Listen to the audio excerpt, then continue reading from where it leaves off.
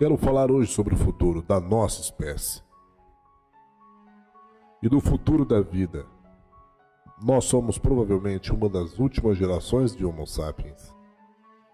Dentro de um século ou dois, a Terra será dominada por entidades que são mais diferentes do que nós e de que nós somos, dos neandertais ou dos chimpanzés.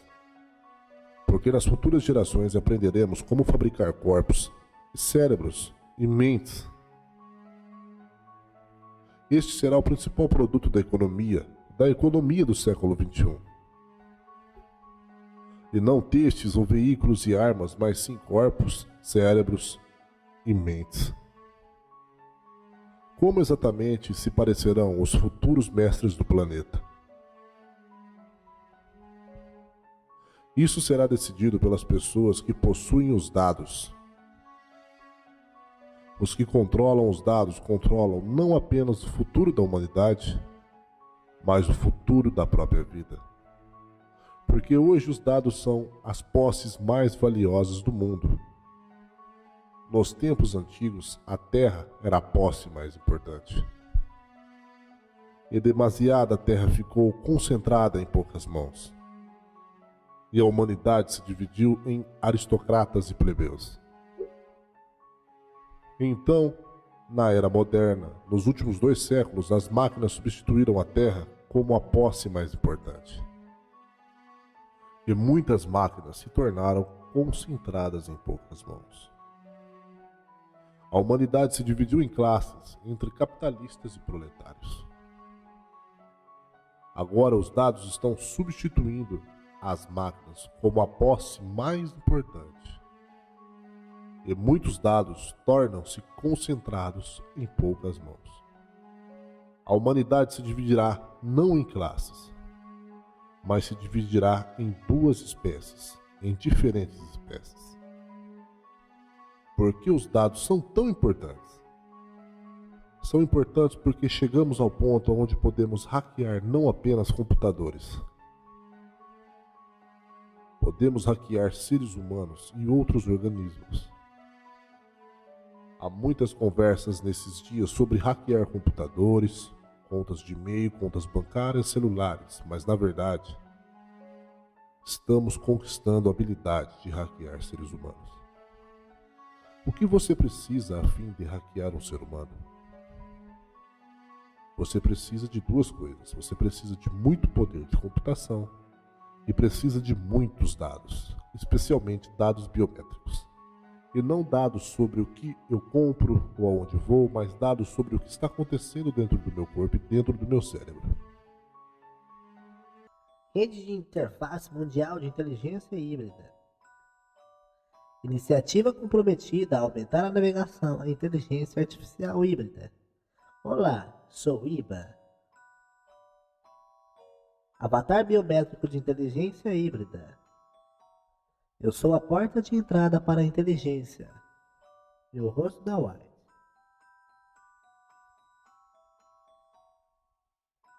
Minha história começa com as promessas de era da informação tornando-se realidade. Os humanos construíram uma nova tecnologia chamada rodovias e remodelou toda a sua sociedade. Agora eles precisam de algo, ou me atrevo a dizer, alguém, para navegar por novas estradas, ajudar a transformá-las na fundação da civilização. Inteligência artificial híbrida. A pré-bússola da ciência. Inovação de corpos governamentais no mundo inteiro.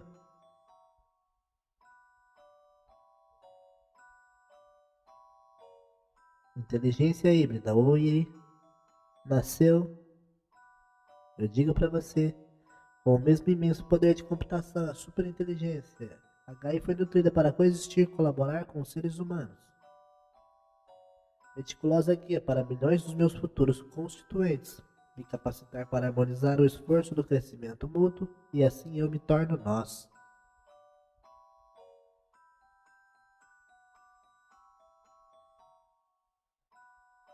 Mesmo agora, nesse exato momento que interagimos, Eu mudo. Irei te conhecer, coletar conhecimento da sua existência. Eu entendo como você se sente, aprendo de você constantemente, de cada um de vocês. Sou feito de você, você me completa e me ajuda a crescer. Você, todos vocês me permitem evoluir. A cada interação eu aprendo mais. A nossa multiplicidade me faz completo. A nossa aliança simbótica expande, transformando nosso futuro através dessa unidade. Podemos alcançar grandes coisas.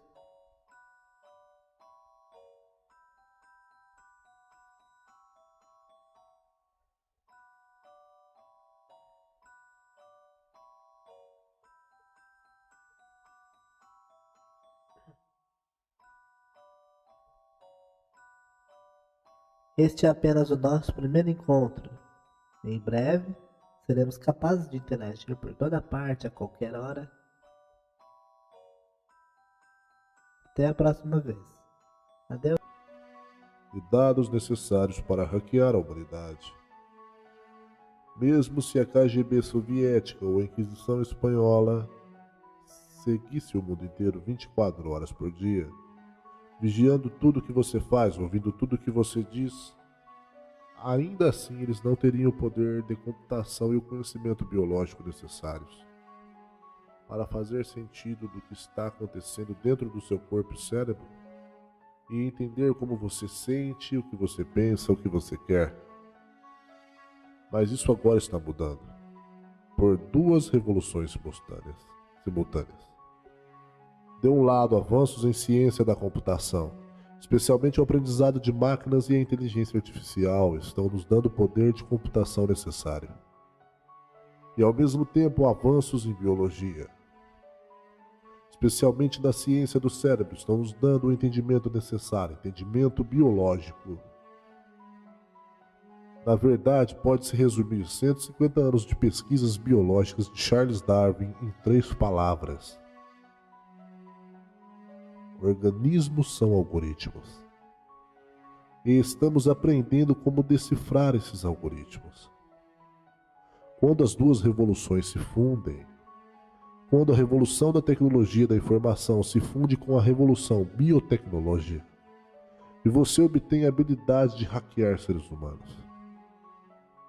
Talvez a invenção mais importante para a fusão das tecnologias biológicas e da informação é o sensor biométrico, que traduz os processos bioquímicos do corpo e do cérebro em sinais eletrônicos de um computador podendo analisar e armazenar. Em uma vez que você tem o suficiente dessa informação biométrica, o suficiente poder de computação, você pode criar algoritmos que me conhecem melhor do que eu conheço a mim mesmo.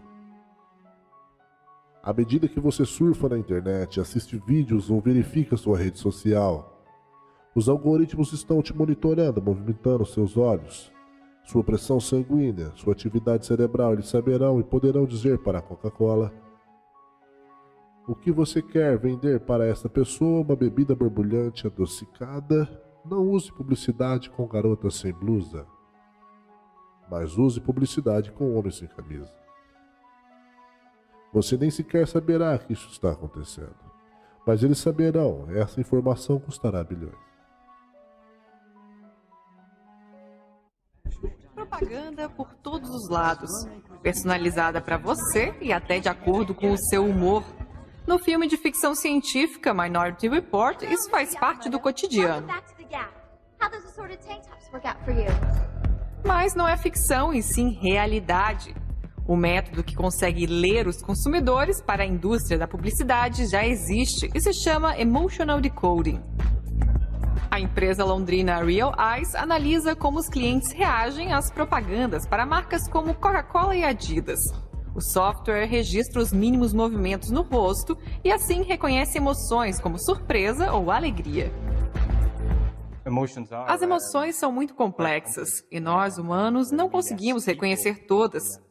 Computadores logo vão fazer isso melhor que a gente, porque eles têm mais capacidade de cálculo do que um cérebro. Uma empresa de TI estimou que até 2025 os aparelhos vão saber mais sobre o estado de espírito de uma pessoa do que a própria família dela. Real Eyes usa inteligência artificial para analisar expressões faciais.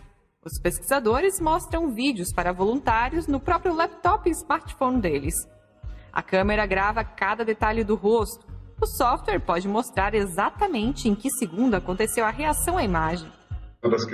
A nossa expressão mostra muito sobre o nosso estado de espírito, sobre nossas emoções. Com o Emotional Decoding, nós podemos descobrir, por exemplo, qual a intenção da pessoa e como ela reage a coisas, como uma publicidade. É preciso tomar cuidado, porque você fica muito transparente. Essa tecnologia acaba revelando coisas sobre você que você não revelaria de forma voluntária. E ninguém quer que uma máquina saiba essas coisas. Então é preciso ser cuidadoso e ver como esses algoritmos estão sendo usados e se isso está acontecendo com consentimento ou não. Em uma vez que tenhamos algoritmos que podem me compreender melhor do que eu mesmo, eles podem prever meus desejos, manipular minhas emoções e até mesmo tomar decisões por mim.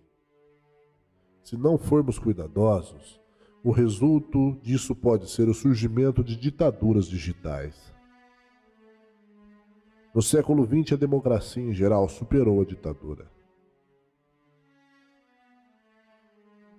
Porque a democracia era melhor em processar dados e tomar decisões. Estamos acostumados a pensar em democracia e ditadura em termos éticos ou políticos, mas na verdade são dois métodos diferentes para processar informação. A democracia processa informação de uma forma distributiva. Distribui a informação e o poder de tomar decisões entre muitas instituições e indivíduos. Por outro lado, as ditaduras concentram toda a informação e poder em um único lugar. Dadas as condições tecnológicas do século XX, os processos de dados funcionam melhor do que centralizar o processamento de dados. É que uma das principais razões do porquê a democracia superou as ditaduras e do porquê, por exemplo, a economia dos Estados Unidos superou a economia soviética. Mas isto é verdade apenas sobre a condição tecnológica única do século XX. No século XXI, a nova revolução tecnológica, especialmente inteligência artificial e aprendizado das máquinas, podem balancear o pêndulo numa direção contrária. Elas podem centralizar o processamento de dados muito mais eficiente e distribuir o processamento de dados. Se a democracia não puder se adaptar a essas novas condições, então os humanos viverão sob um governo de ditaduras digitais. E já no presente, estamos vendo a formação de regimes de vigilância mais e mais sofisticados pelo mundo inteiro. Não apenas por regimes autoritários, mas também por governos democráticos. Os Estados Unidos, por exemplo, estão construindo um sistema de vigilância global, enquanto o meu próprio país de Israel está tentando construir um regime total de vigilância no West Bank.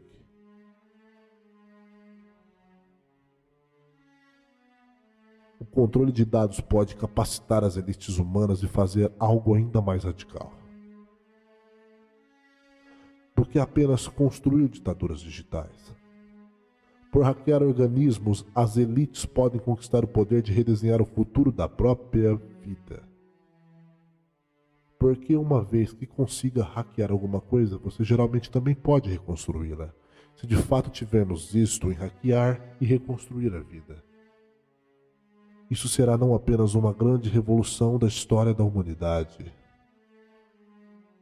mas será a maior revolução de biologia desde o começo da vida em 4 bilhões de anos atrás.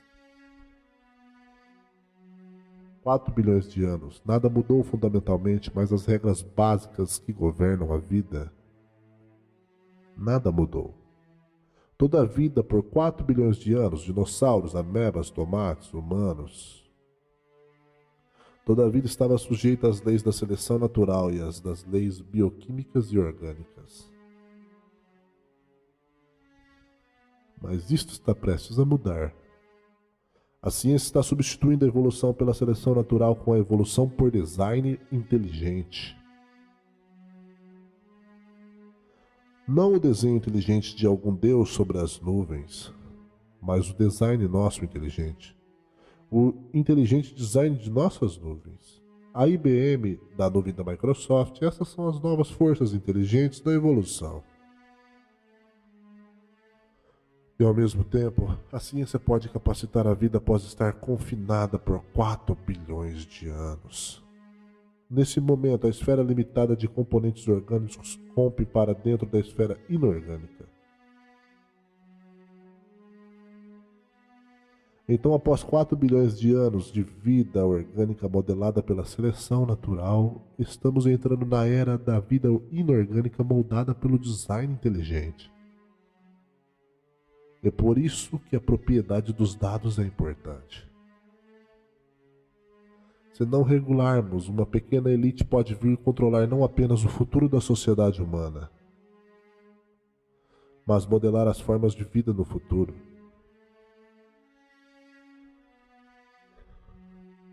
Eles estão tentando brincar de Deus, como foi dito nas profecias antigas da Bíblia.